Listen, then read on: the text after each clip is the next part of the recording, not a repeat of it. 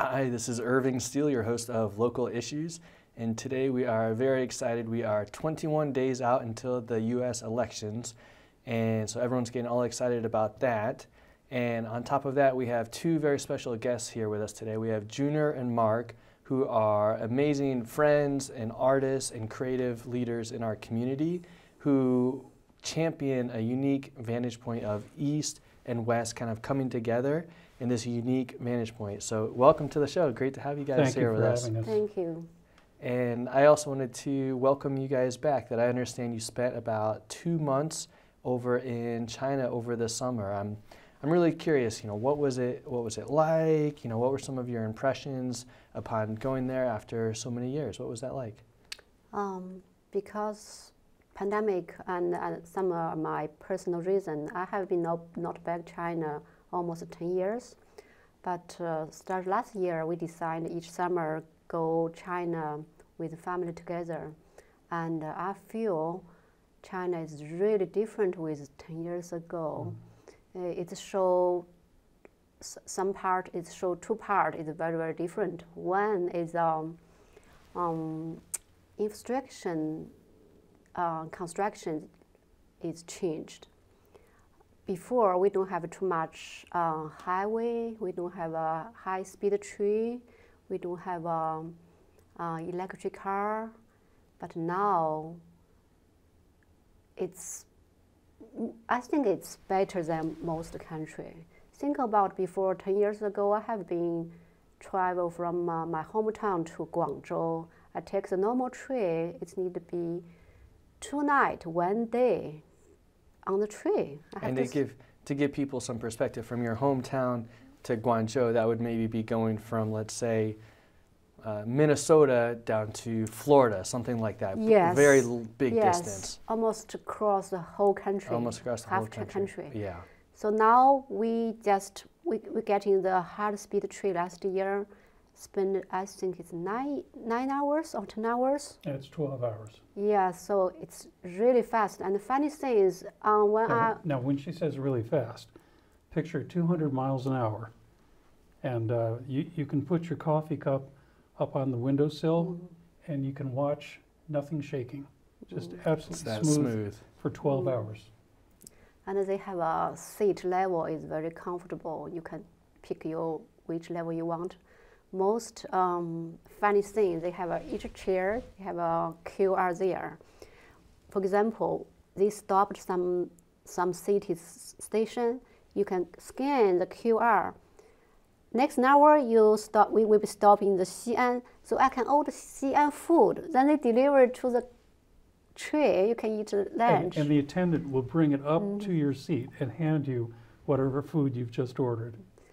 Yeah, it surprised me. And I heard something too, that you could actually order Starbucks ahead for the next station, and at the next station they'll have Starbucks there waiting for you. Yeah, that's what I try to tell you. It's interesting you say Starbucks, because people would be surprised. Most Americans would be surprised to see KFC is there, Burger King is there, McDonald's is there. You have the same choices as in America with the major vendors. The menu is different though, because the KFC that we get, the recipe is nothing like in the USA. It has more of there's a spice in it. I'm not sure what the spice is. She's going to know better what that is. But if you go to KFC in China, it's not going to be the same recipe as here. And the second difference, I feel in China, people use more high-tech products, like a smartphone, like a smartwatch. It's like something that phones are used for everything now in China. Yes. In China, without a phone, you can't do anything. We're accustomed to Western society influencing the East. And for decades, that's been true. East is now starting to influence West, because you can see the gravitation towards high tech is going very, very quickly in the country. And it's almost a cashless society, which is kind of not very helpful to people who are much older, because they're not acclimating as quickly to the technology. You take the bus, you scan the phone, Everything's on the you go phone. to hospital, you want to see the doctor, you need the phone. And when you go to restaurant, you pay money, you need the phone. You read the menu, use the phone. And you order the food, you need the phone. But it's funny, you walk into a restaurant and there's a marquee showing you all the available foods on the menu. And you try to order from that and they'll tell you, we don't have that. Everything's on the phone. All on the phone. All on the phone. That's just a visual to get you enticed to come in. Kind of like selling the sizzle. And then another thing I was hearing about a lot in China as well is the adoption of electric vehicles, the EV change. Can you share a little bit, what was your impression going back this summer? What did you see in terms of electric vehicles in China? Because we have been taking a lot of taxis, so we're talking with taxi driver. They feel electric car save lots of money. So most people, for the driver, they use an a lot of electric the car. taxi drivers are concerned because Shanghai, 1/3 of the taxis are now without driver. They're auto taxis. So the taxi drivers are a bit concerned about the ability to make a living in the future. No, actually, they just do test. If test result not good, they will not do that. We had one driver who did express that because that's the trend, is going totally electronic. They just pick some area, do the test Oh, first. and much more robots. You go to hotels, many robots. And the serving- restaurant. and the restaurants as well. Isn't that That's an amazing fun. sight to It see is. robots out in the restaurant doing the cleaning, Yeah. doing the busing of tables, Most I see they deliver food.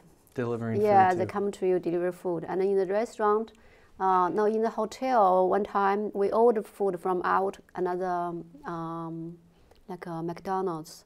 So robot called you, then sit beside your door, and told So me. instead of a call from room service, you get a call from the robot. You go to the door, the robot greets you. You get your food from a door. It closes, and the robot says, "Say, Jen." Yeah, it's funny.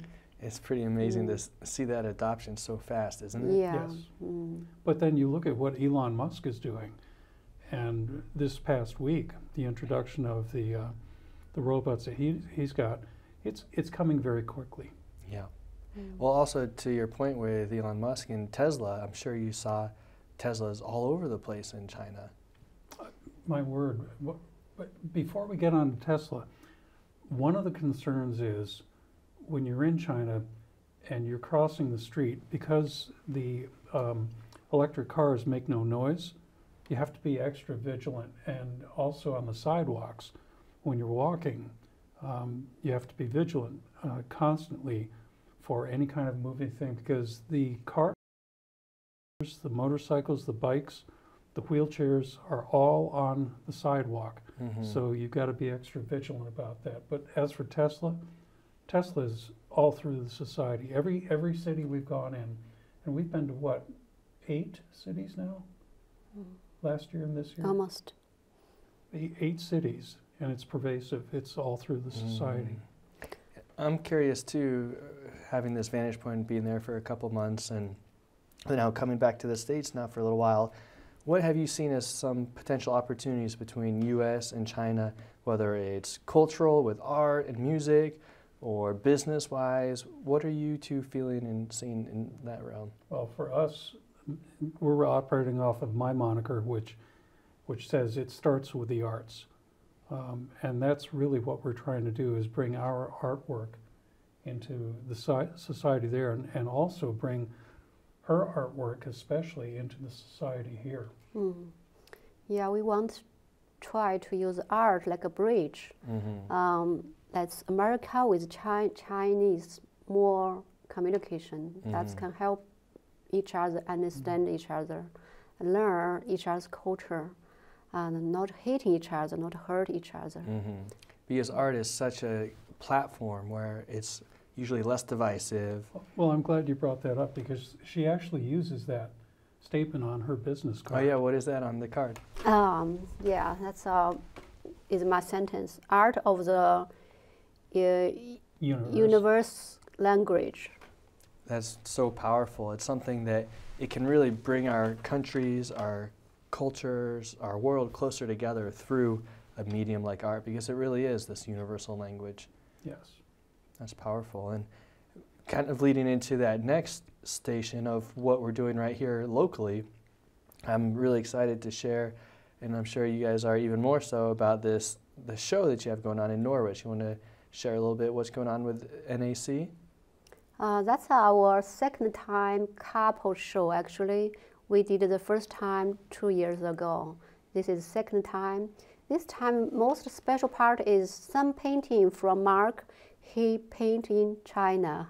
When he's in my hometown, he go out very early. Sometimes he come back very late. Yeah, now bear in mind that China is 4 times the population of the U.S. 1.4 billion people. So you've got to find a spot where it's not very public if you want to concentrate on the painting. But every now and then I'd turn my head and, oh my word, I've got 3 or 4 people behind me watching. People don't interfere. They don't talk. They just stand there and watch. It's a little disconcerting to people not familiar with it, but it's okay. I loved it. Yeah, and I'm sure you're used to it a little bit. It's not your first time in China. No, I've been to a few rodeos, thank you. Yeah. But you're right that you kind of, as a taller Caucasian male there, you stand out a little bit, especially if you're following your passion doing art out in the world. So here's kind of the graphic here for the East and West show up in Norwich, and people can go visit the Norwich Art Gallery. Yes, we open each Thursday, Friday, and Saturday, 12 to 4. If you go to City Hall, which is at the top of or next to Broadway, and then just come down to the Donald Theater, that's the location of the gallery. Awesome. So hopefully everyone, the next few days, you can go check out this awesome show that they have there, and Thursday night you guys will be there in person. Junior and I will be gallery sitting from noon until 4 p.m. Great. And for those who were not able to come to our opening, and we have several people showing up that we know of, it would be wonderful to spend the 4 hours going into depth about the nature of the show, because we're trying to get a message out. And that message is there is so much binary focus in this country that we're trying to say, no, it's not that simple. It's not a simplistic thing. You want to share a little bit more about this binary focus that you're talking about? Jen Jen? What's that mean? Binary, the two, east and not just east, yeah. black and white. Yeah, for my part, in this show, the artwork, I want to show traditional East Chinese watercolor painting. And most Americans know Chinese watercolor painting paint on the rice, but I tried paint on the silk. Someone thinking this is my idea, actually not. In 2,000 years ago, we created the silk.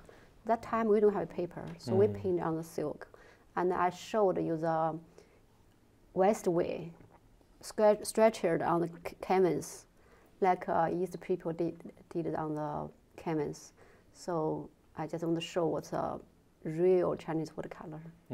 We have 2 friends at a local wood shop, General Woodcraft in New London, and they got us zebra wood and other exotic woods, and we created stretchers.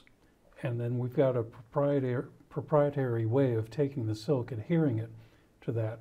So she does watercolor on silk, on something that is basically a semi-sculpture.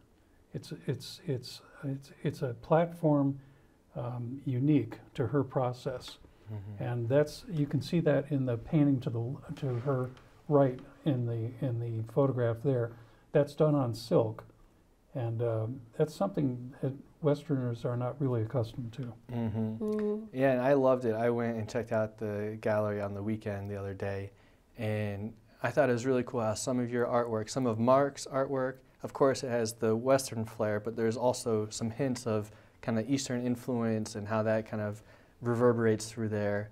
Similarly, Junior, some of your artwork too, of course, is very Eastern in some sense, but then also there's some that really feels kind of a mix of an East and a West. I think it's really cool how the two of you kind of mix and combine Yeah, that's make why that. we didn't label our name under each artwork. People will figure it out. Yeah, figure it out. people guess which one is mine, which one is his. Yeah. Yeah. But it's some really beautiful, incredible artwork. So I strongly, highly encourage people to go out there as soon as they can, whether it's this Thursday or on the weekend if they have time, to check out some really beautiful pieces of art there.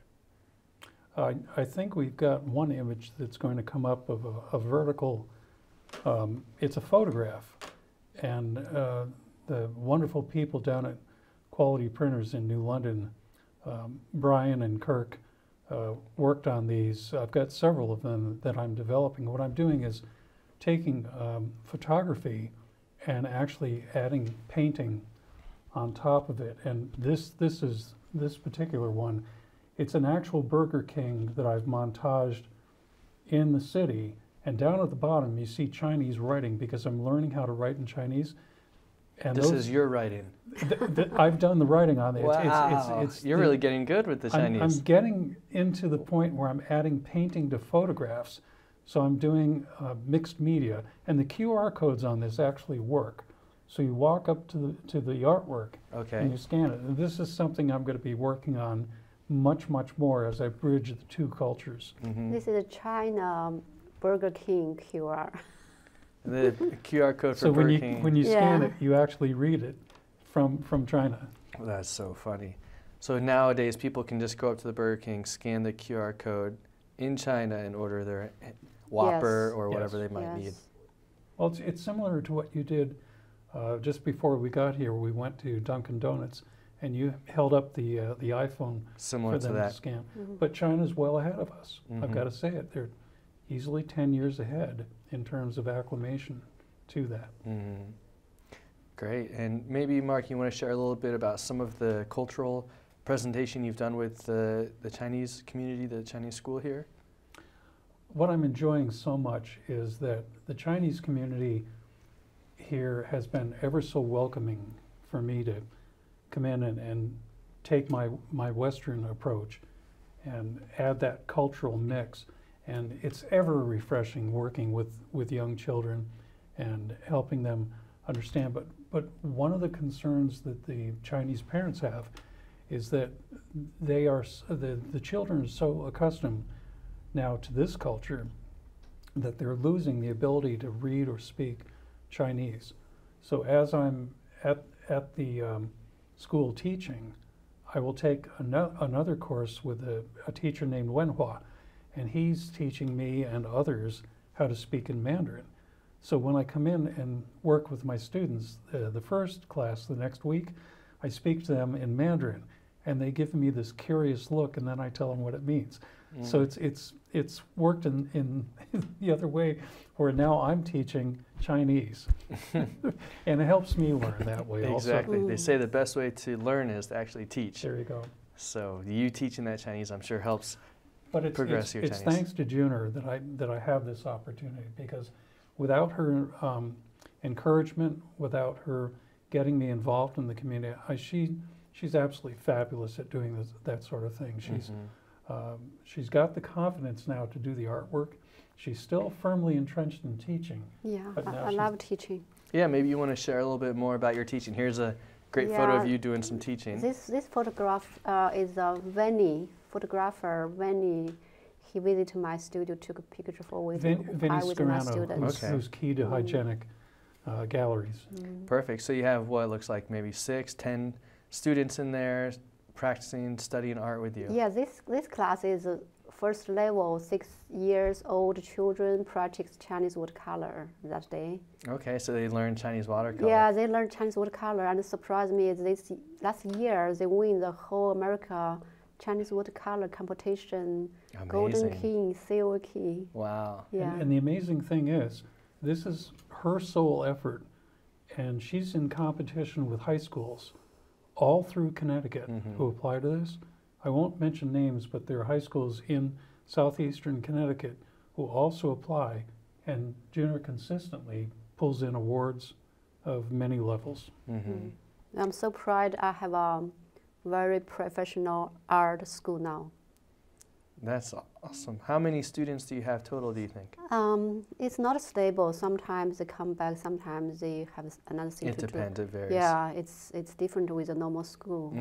Usually I have around 40 students. 40 students. Yeah. That's amazing. And they come Yeah. all during the week, then also on the weekend, different times. for all the Usually they classes. come to Fridays evening, Saturday, and Sunday. Mhm. And I also do online class. Online classes Yes. as well. Yeah, Zoom. Okay. Two of her students who are older are my assistants. Okay. So every Sunday I've got Amanda and Johnny helping me, and they are co-teaching with me. So what's beautiful is it's demonstrated understanding, because as they are teaching the younger students, they are demonstrating that they have competency and understanding to the level where they can instruct others at this point, and that's all due to her initiatives. Yes. That's terrific. That's great. And if people wanted to find out more about your classes, your teaching, how could they find out more about that? Well, she has a website Okay. which she can give you. Junerandmark.com. She wants our website. So it's JUNER, and then spell out AND, and then this guy, and then .com. Okay. Perfect. Or can find Li Zhai Art Studio. Oh, Li Zhai Art Studio, because I didn't renew my school's website yet. If you want to spell that out, because it's a little bit more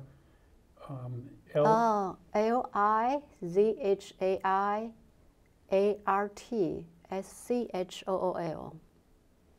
Perfect. Yeah, that sounds great. And one thing that people are always very interested in is kind of the different cost of living in different places around the world. And you guys just spent 2 months in China. You have a lot of family and friends and relatives there.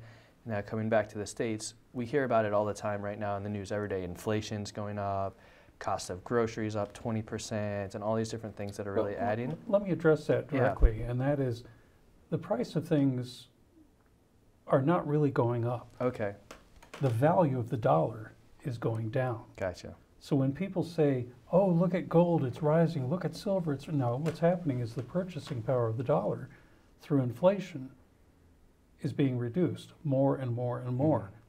And it's hurting people. It's hurting people a lot. There are challenges worldwide with this kind of activity. But I can tell you, being in China, it's a different culture, but I have to say, my money goes a little bit further over there. I found that. You've been to China also. I don't know if you want to augment that comment in any way. Yeah, I feel like, at least in terms of food and some of the basic transportation costs, taking the bus, train, kinds of things, that, yeah, your dollar will probably go a lot farther there in that regard. But I feel like it's also similar to here, too. If you want, you can go have a maybe $10 meal, but you can also go right next door and have a $100 or $500 meal. Oh, and the food in China is absolutely wonderful. So many different kinds of Oh, my food. word, yes. And if you want to look at the culture in total, the Chinese people are loving, giving, very, very friendly, but they will stare at me, especially in her hometown, because her hometown, if you look on a map of China, she's center of the country and a little bit higher on the Tibetan plateau. And so people are not accustomed to seeing a person like me. Most happened because pandemic. We have been quarantined. No, we have been isolation 4 years or 3 years. The Chinese word for isolation, I believe, is girly. So people stopped coming into China. So that's why most young, very, very, very little children, they never see the foreigner. They don't have a chance to see the foreigner 4 years or 3 years. In a long time. And Yeah. Junior, I'm curious too, with your perspective from China and now in America for many years. It's in the news a lot, kind of U.S.-China, how we can have more collaboration, more communication, more friendship between the countries. I'm curious kind of what thoughts you might have for that. Of course, art is one great medium. Yeah. Have you been able to maybe have Chinese artists come here or take artists from here over to China? Yes, that's what we try to do, because I think if you want more communication, better visit and learn each other more. Now, we're okay because China has given me a Chinese consulate in Manhattan. Once they found out I have family in China, I've got a 10-year visa. So in a heartbeat at any moment, we can fly over, especially because their parents are up there in age. I wish more Americans had that kind of freedom. And in fact, China is loosening up the visas to European countries a lot. They're encouraging a lot of travel. I think there's a 5-day or 144-hour visa that people from Poland and New Zealand now can get. So they're starting to loosen that up a little bit. And Junior, maybe you could explain a little bit the Chinese word, the neizhang.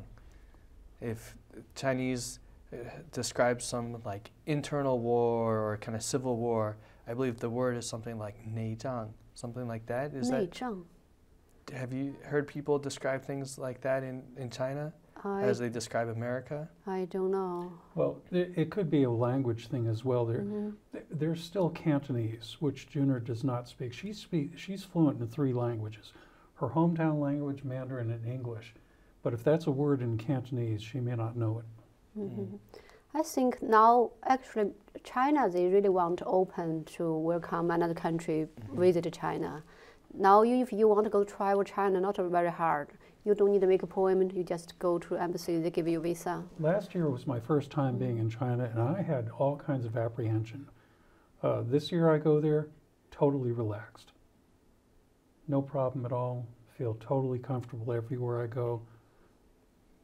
So maybe there's more and more opportunities like what you guys are able to do. We're hoping. We're trying to get the message out that please don't listen to the negative stuff, because there is a component of division being foisted in this country, and it's been happening for decades.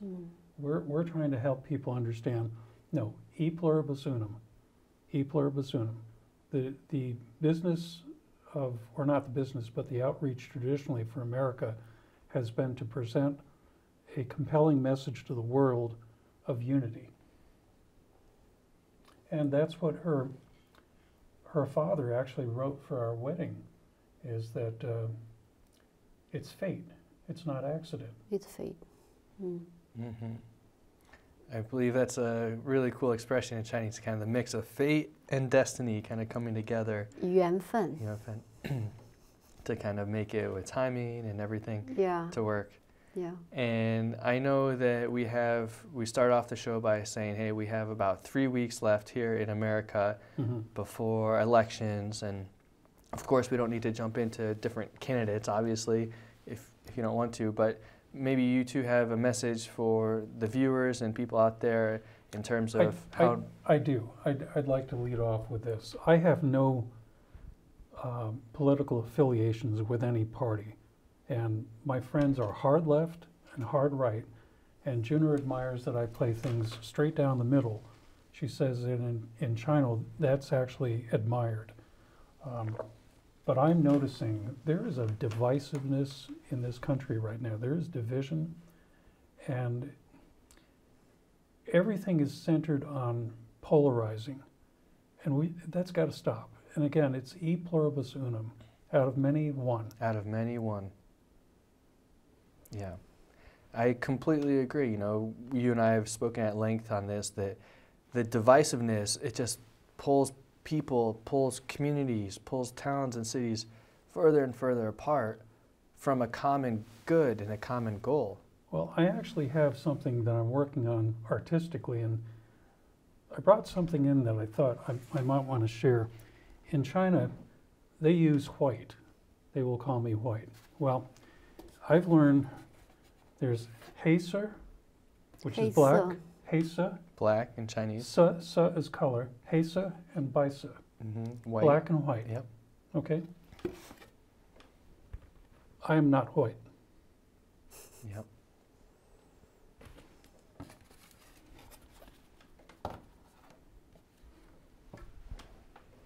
That's great.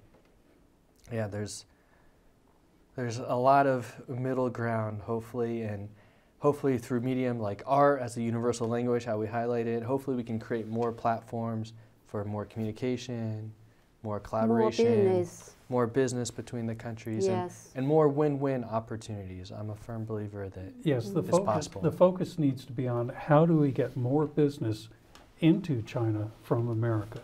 Yep. How do you get mom and pop businesses to actually do the exchange? How do we get products from China to here? How do we build cooperation between the two cultures? Mm-hmm. Actually, in China, we see lots of American brands like Major brands. Starbucks, McDonald's, Oh, JFK, you've got Christian Dior, you've got Skechers, Donna Everything. Karan, Yeah. you've got Chanel. H&M, all of popular brands in The popular China. brands Yeah, that we find here are in Mhm. China. yeah. Mhm. People and the Chinese people love that. Mm-hmm. Mm. The Chinese people do not have a problem with America. In fact, the name for America is Meiguo. Meiguo. Mm-hmm. Gua is country. Zhonggua is China. Meiguo is America. Meiguo means beautiful country. Mm. This is how the Chinese feel about America. Mm. Mm. I'm surprised to see lots of American brand the store in China because 10 years ago we don't have. Oh, there's a lot more now Yeah, than 10 years ago. a lot. You can find the outlet, every vendor you can find in my hometown. Mm-hmm. And people wear them, buy them. So I think, yeah, why not? We have a business in China, Chinese can have a business in America. Mm-hmm. It's both good for two countries' people. They can get a job. Definitely. So she took Yeah. me to a gallery in Guangzhou, Mhm. thinking about doing an exhibit there. We talked with the gallery, and they wanted me to come for a 4-day thing. But that would be in December. But the problem is the cost of the flight to go over and the cost to come back, and not really sure how people would handle the artwork. It's a steep investment, which Mhm. I'm willing to make, but I have to do a whole lot more research.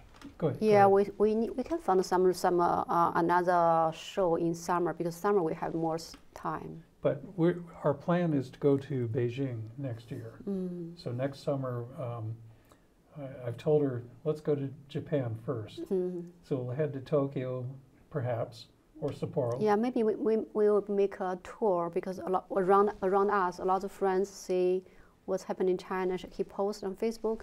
He said, "Junior, can we make a tour?" Oh, we'd love to have Jerry Fisher. Jerry used to be head of Jewish Federation of Eastern Connecticut, and Mhm. Jerry invited me in 2018 to go with him and a team to Israel and Jordan, and I absolutely loved it there. But we want to get Jerry to come to China with us. That'd be He great. wants. He wants. He asked me, He asked. Junior, can we make a tour?